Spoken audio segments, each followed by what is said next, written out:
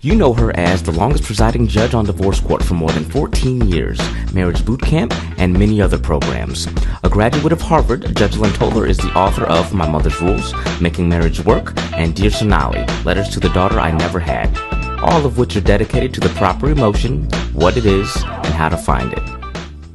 Remember, under your skin is a sovereign country. Don't go passing out passports all willy-nilly to people who don't belong there. Let me help you protect your emotional borders so we can all start feeling on purpose. Hi, this is Judge Lynn, and I'd like to welcome you to another episode of Feeling on Purpose, and a podcast dedicated to the proposition of deciding how you want to feel so you can feel in a manner that allows you to do what you need to do as opposed to whatever just happens to you. It is designed to help you stay calm and cool in a world that's trying to make you all excited and upset. I want to talk to you. I want to tell you a story about what some lady said to me the other day. And then I'm going to tell you another story about what somebody else said to me. And then I'm going to tell you why it, it has anything to do with feeling on purpose. The other day I was out I was angry shopping is what I was doing. I was engaged in some retail therapy. Some things were going wrong. I wasn't happy about it. I said, I'm going to go buy me some clothes. So I went into the shop. It wasn't like highfalutin, but it's kind of, like serious. And there were older white women in there. Well, I'm old, 65 years old. Who am I calling old? But anyway, and one of them looked at, and it's usually not my typical audience. And one of the ladies looked at me and said, you that judge on divorce court? And I said, yeah. And I said, really? I said, oh, I'm surprised you know me. And he says, oh, I like trash TV. And so I said, oh, well, I'm glad you enjoyed the show. And years ago, this is another story. Years ago, when my mother had a heart attack, she was here in Phoenix, and we were all in her room, and a doctor came in and said, why do you watch that crap? I missed a part of the story. Mom was watching Divorce Court. It just happened to be on TV at that time. And Mom didn't ever miss me on TV, even when I was in the room, because I was her daughter. So he comes in, he looks at the TV show and says, why do you watch that crap?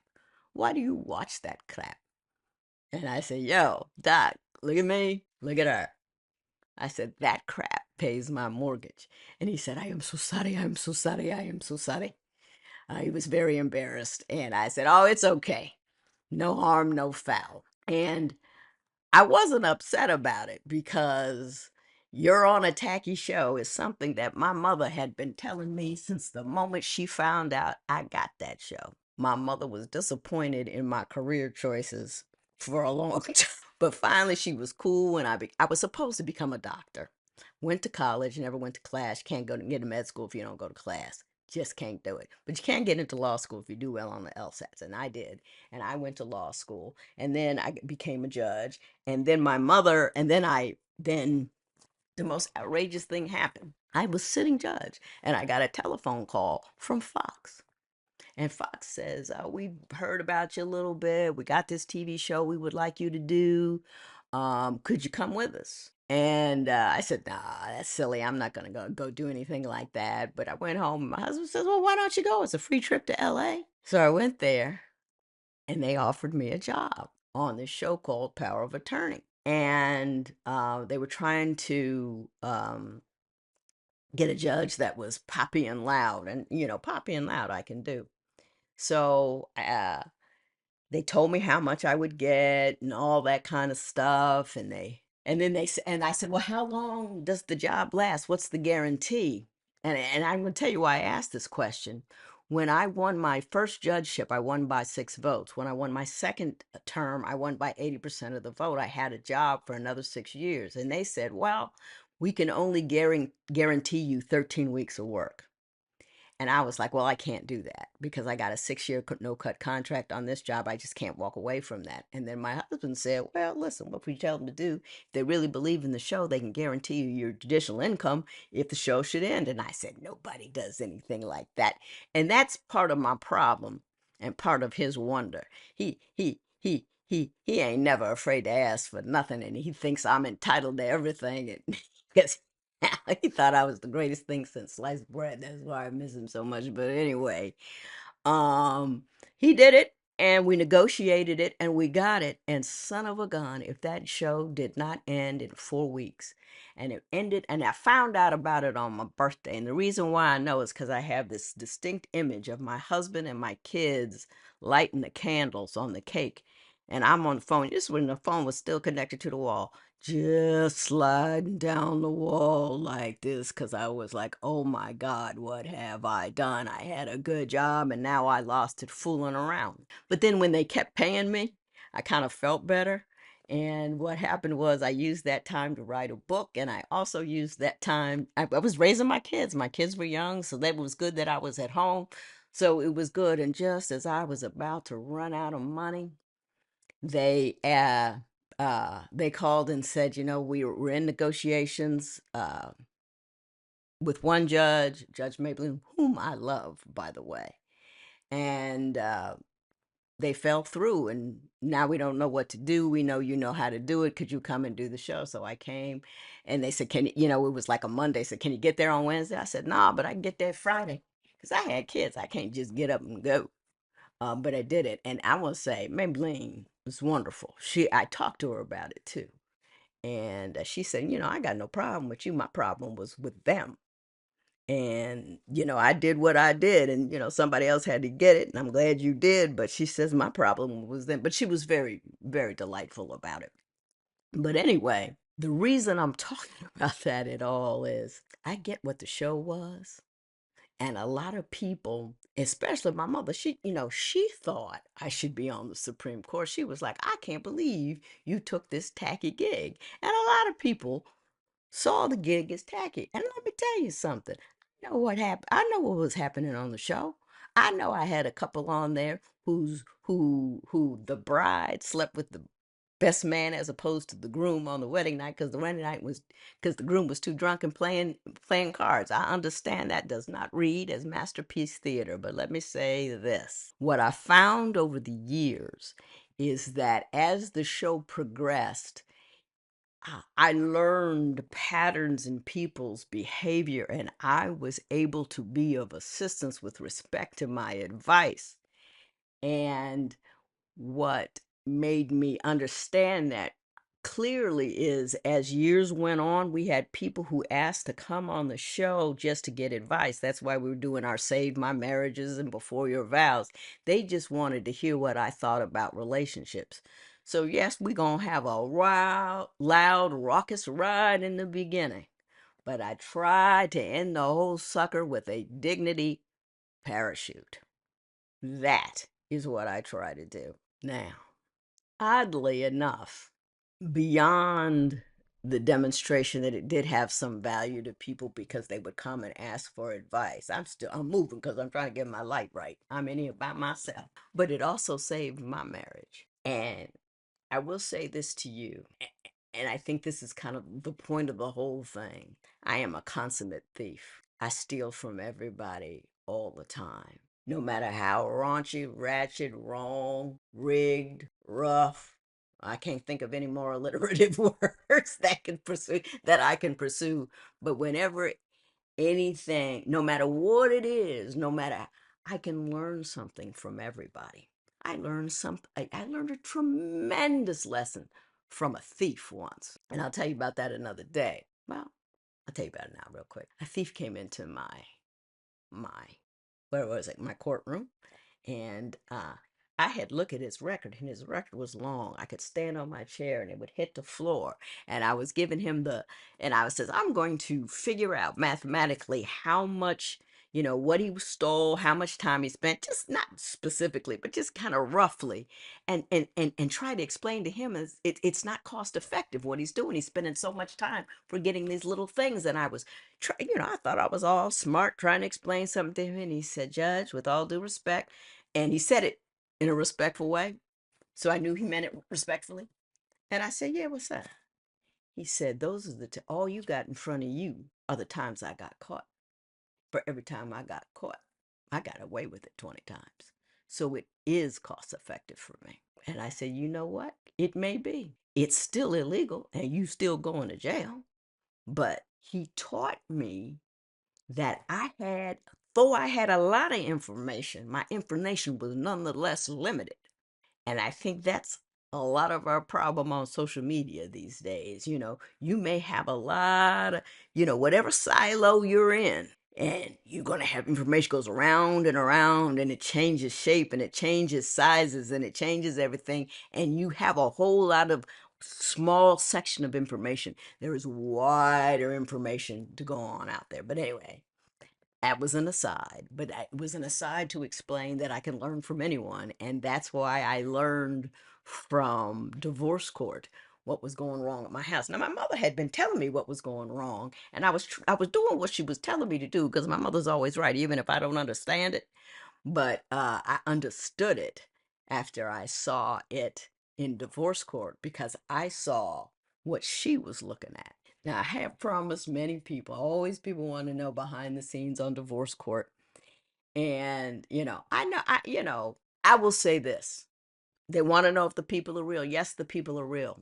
We bring them in from all over. So oftentimes we had to send them to the state to get a state ID because they'd never flown before and they didn't have ID. I remember one time we had to send a cab to the jail because the guy got arrested the night before. I mean, the producers used to be up all night long trying to fly these people in, and the judgment is legally binding, but they agree to that. We don't pay the judgment. A lot of court shows do. We did not. Excuse me. I would do about 8 to 10 shows a day. One day I did 14, about to pass out, and then had to fly to marriage boot camp. That was tough.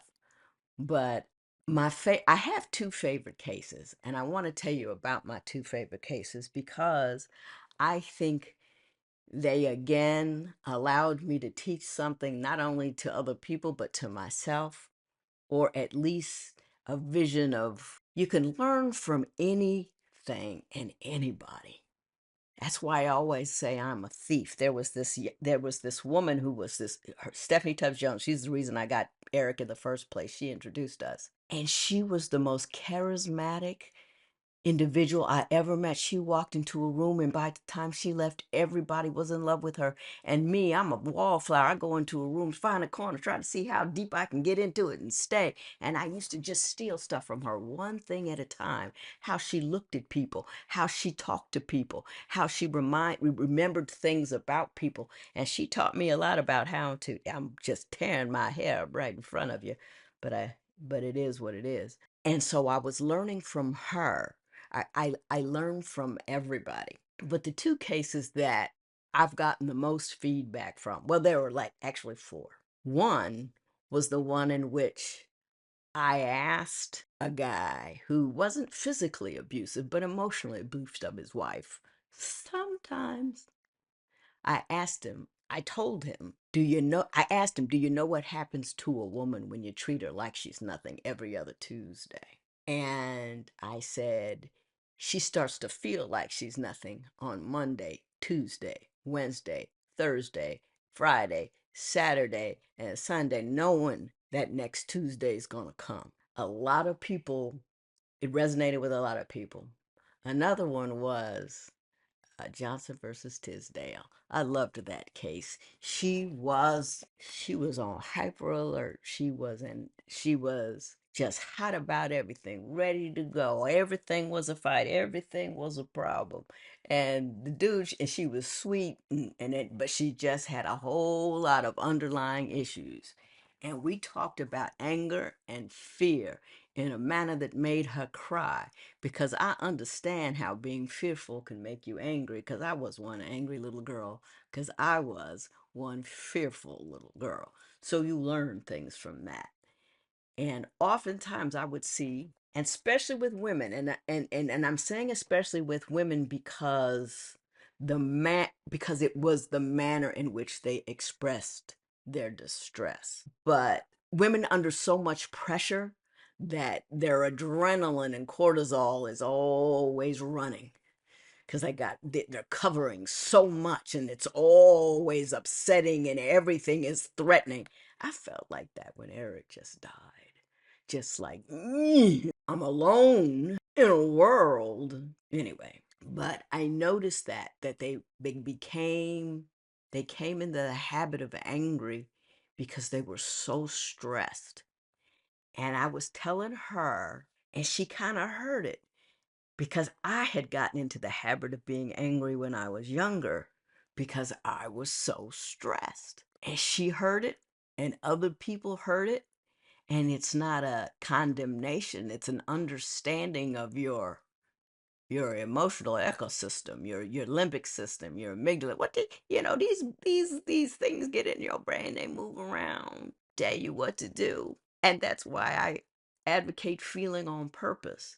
And you can't feel on purpose until you know what's driving you, and you won't know what's driving you until you can look right at it. And sometimes you look right at it and can't even see it. And that's what helped me on divorce court was I was I thought of myself as the mirror, and I tried to help reflect. Another thing divorce court made very clear to me is the fairy tales that we tell ourselves. I don't know who was the first person to say and they lived happily ever after, but if I ever found out who it was, I'd dig them up and smack them. Um, I don't know if there's a little fairy that whispers into little girls' ears early on, you gotta have a beautiful wedding and all of that kind of stuff. And first of all, before I say anything else, I am a court low on estrogen. Just I'm not a feminine chick at all, and I know everybody has these discussions about what feminine is and what feminine isn't.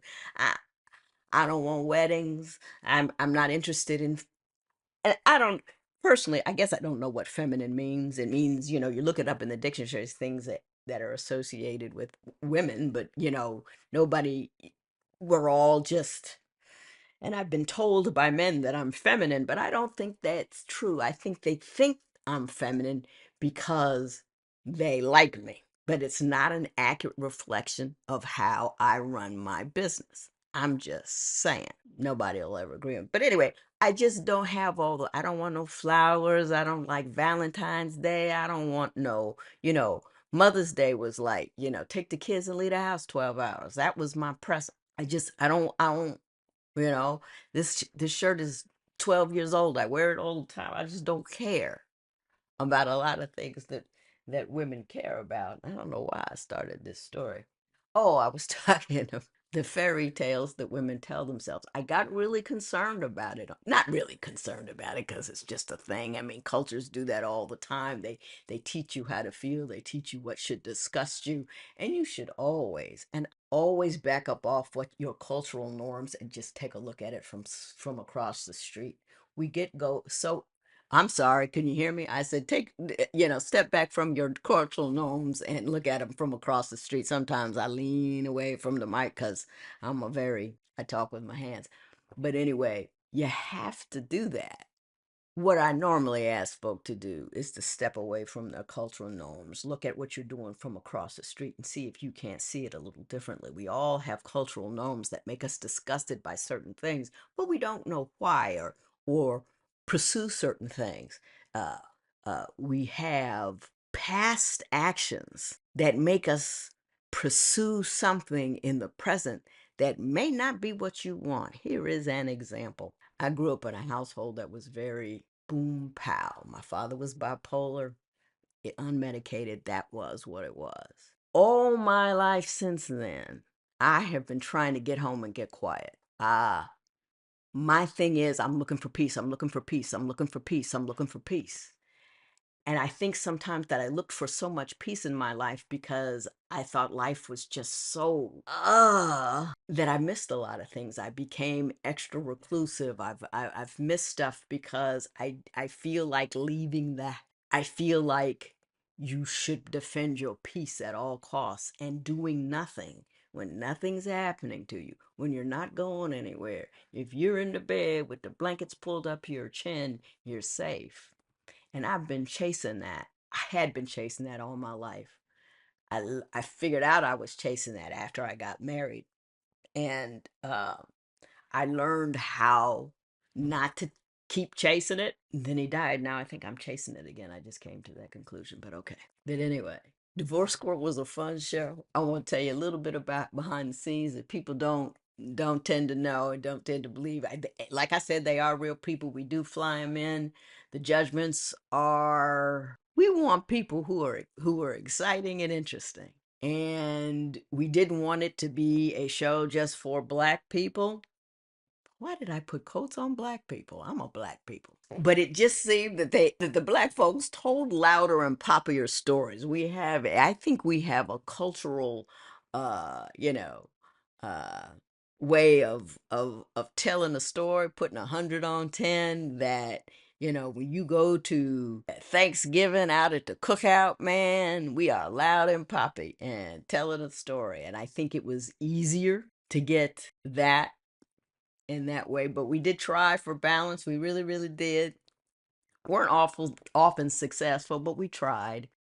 Anything, well, let me say this. You learn from doing, but you can also learn from watching. What I believe is so spectacular about having been in a position where for a quarter of a century between the criminal bench and divorce court, an opportunity just to see masses of humanity come through me at their worst.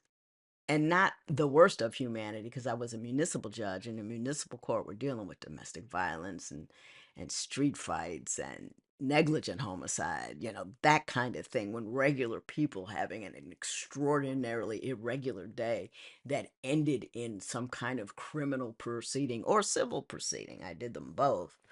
But you watch patterns in people. You learn about persuasion. That's where I learned to start where other people are and slowly walk them home. Hollering at a defendant does not help them. If they don't think you understand what they're talking about, you're just noise. It also, interestingly enough, I had one more. This is my day of critics. And the criticism is, I don't know. It's usually direct. This is direct criticism. That's what it is. The direct criticism. People who say something to me directly, I think about. But it doesn't bother me. And the thing that happened to me the other day, just as I said that, I forgot what I was about to tell you. That last comment about starting where other people are and slowly walk them home has reminded me of something else somebody said to me. I don't know why, but all the stuff people are saying to me, it struck me as funny and relevant to this particular podcast that I'm doing. But I had a person from my high school. I went to a small private all girls high school, and I had a person from that high school send me a DM. I mean, she was cursing. You ought to stop that SHIT, and you got on a fake Southern. You trying to pretend you are ghetto and of the street, and you ought to be glad that nobody from this school has sought to out you as the fraud that you are. And then you did this show, Judge Me Not, and I know what kind of life you led. You didn't lead that kind of life, and how dare you? And I was like, oh my. I sent it to a couple of girlfriends. I had a ball with it. And what she didn't understand was I have a few vernaculars, you know? And the way I spoke at school was not the way I spoke at home, was not the way I spoke at Harvard, was not the way I spoke to my husband, which is not the way I spoke to children. And defended one, I spoke to like A, and defended two, I spoke to B. And I speak to people in the manner that, in the vernacular that they are most comfortable with. And the vernacular that I'm most comfortable with is the one that I used at home. And she said that this person said that I'm a lawyer and I should have known, and I'm trying to pretend, and that they are a lawyer too, so they know that I can't talk this way. Now, first of all, I don't know how you could figure how this person could figure that I was trying to pretend not to be a lawyer. I was a judge. Ta-da. And no, I never mentioned my elite high school, but I did mention the fact that I went to Harvard. So I don't think I don't think I'm feigning stupid or straight. But what they did not understand was I have many vernaculars. And while it is accurate to say no single primate can end any theatrical performance. It is funnier to say one monkey don't stop no show. It's not just what you say, it's how you say it. And you try to entertain people, you have to say it in a manner that you feel it. That I don't feel I believe all the time. Sometimes I just feel me. So that's divorce court in a nutshell. Not in a nutshell. I was on that show for 14 years. We saw more dramas, people running in there trying to steal babies. We had to call the LAPD. It was a whole lot of stuff. Then we moved to Atlanta, which a lot of people didn't like me. And then it kind of fell apart on me. But it was a wonderful 14 years. I enjoyed it immensely. And I think that even if you watch them now, especially watch Buchanan versus Buchanan, because I talked about my daddy. And you know how I say he was all lightning and fire? He was, but he was also a tremendous man. And we're going to have a conversation about him later, but I got to have a long conversation about him because he is difficult to understand. But he is also an author of much of my ability and knowledge. And he's also the author of a very comfortable childhood. And when a black man born in 1990 can pull that off, pay for Harvard and Dartmouth out of his income, he's somebody worth talking about. I talk about my mommy all the time. I want to talk about him too. But that being said, all of everything I said here today was all about feeling on purpose. When I was on the bench, it was not and putting people in jail or in divorce court. They were not there because they didn't understand the rules. They were not there because they didn't know what they should have done. They were there because they were not in an emotional place to do what they needed to do at the time they needed to do it, and things went wrong, so they came to see me. I saw the emotion under all of it. And if you can see the emotion under all the things that you do, you can decide much more easily how you going to let how the world makes you feel. I believe that. Y'all have a good week. Get out there and act like you have some sense and make sure you're feeling on purpose.